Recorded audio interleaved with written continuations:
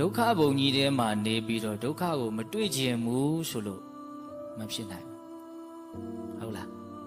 ဘုံဘုံတို့တွေကဘယ်ထဲမှာနေတာတော့ဒုက္ခဘုံထဲမှာနေတာဒုက္ခဘုံထဲမှာနေတာမဟုတ်ဘူးဒုက္ခဘုံထဲနေတဲ့လူဟာဒုက္ခကိုတွေ့ကိုတွေ့မှာပဲအဲ့ဒါဒုက္ခမတွေ့ပါရစေနဲ့လို့ဆုမတောင်းနဲ့အဲ့ဒါဘယ်တော့မှမပြည့်ဘူးလို့မှတ်ထားလိုက်ပြည့်နိုင်တဲ့ဆုတောင်းမဟုတ်ဘူးဒါနဲ့ဘယ်လိုလုပ်ရမှာတော့ဆိုတော့တွေ့လာတဲ့ဒုက္ခကိုရင်ဆိုင်နိုင်ဖို့ပဲကြိုးစားရမှာမှတ်ထားနော်မှတ်ထားနော်ဒါကိုမှတ်ထားနော်ဒုက္ခမတွေ့ဖို့ဆုတောင်းရမှာလားရင်ဆိုင်နိုင်ဖို့ကြိုးစားရမှာလားရင်ဆိုင်နိုင်ဖို့ကြိုးစားရမှာဟုတ်တယ်ဒုက္ခကလည်းဘယ်သူမှမျက်တတာမပေးဘူးသူ့ချော့လို့လည်းမရဘူးလက်ထိုးလို့လည်းမရဘူးတွေ့ပြီဆိုတွေ့မှာပဲဘုံဘုံတို့လှုပ်ထားဖို့အရာတွေ့ချင်ရတွေ့ကွာငါစိတ်ကိုမတုံမလှုပ်အောင်လုပ်မယ်ချမ်းသာအောင်လုပ်မယ်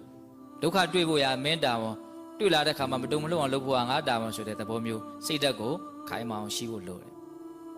ဒေသနာတော်ဒီဆိုတာအဲ့ဒါပဲဒုက္ခမတွေ့အောင်ဒုက္ခကိုရှောင်နေနှီးပေးတာမဟုတ်ဘူးတွေ့နေတဲ့ဒုက္ခကိုရင်ဆိုင်နိုင်အောင်ဖြတ်သန်းနိုင်အောင်အစဉ်ပြေပြေကျော်လွှားသွားနိုင်အောင်ကြိုးစားတဲ့နည်းတွေကိုပေးတာဟုတ်လားအဲ့တော့ဘုံဘုံတို့က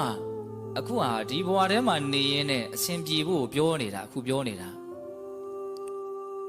ကစေဥဒုအာဟာရဆိုတဲ့အကြောင်းတရားတွေကိုကောင်းအောင်ပြင်နိုင်ရင်ချမ်းသာမှာပဲကောင်းအောင်မပြင်နိုင်ဘူးဆိုရင်ဘာလို့မလို့ဆင်းရဲမှာနော်ပြစ္ဆုတ်ပန်လည်းဆင်းရဲမယ်တန်တရားလည်းဆင်းရဲမယ်ကောင်းအောင်ပြင်နိုင်လို့ရှိရင်ပြစ္ဆုတ်ပန်လည်းချမ်းသာမယ်တန်တရားလည်းသူဂတိဘဝအစဉ်စဉ်မြင့်ပြီးတော့ဒုက္ခငြိမ်းနိုင်တယ်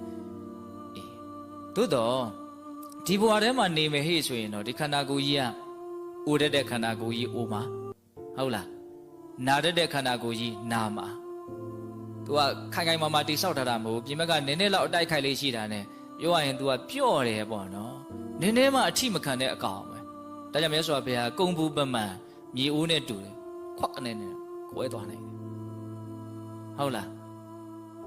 ဒါသူ့ရဲ့သဘာဝပဲလေသူ့ကိုနားလည်ထားဖို့လိုတယ်ပြီးရင်ဒီနေ့ဘာဖြစ်သွားမှာတော့ပျက်စီးသွားမှာတေသွားမှာရှားထားဖွေထားတာတွေပေါင်းတင်ဆက်ဆံတာတွေအကုန်ထားခဲ့အရွယ်ရှိရှိမရှိရှိကြီးကြီးငယ်ငယ်မရွေဘူးအချိန်ကြရင်ဟောတာပဲအကြောင်းကုန်တဲ့ဒီနေ့ရက်ရတာပဲဘာမှမျက်နှာထောက်ထားတယ်ဆိုတာမရှိဘူးအဲ့တော့ပြောရင်တာကဒီထဲမှာနေနေတယ်ဘဝဖြစ်နေတယ်ဆိုလို့ရှိရင်ဘဝနဲ့ပတ်သက်တဲ့ဒုက္ခ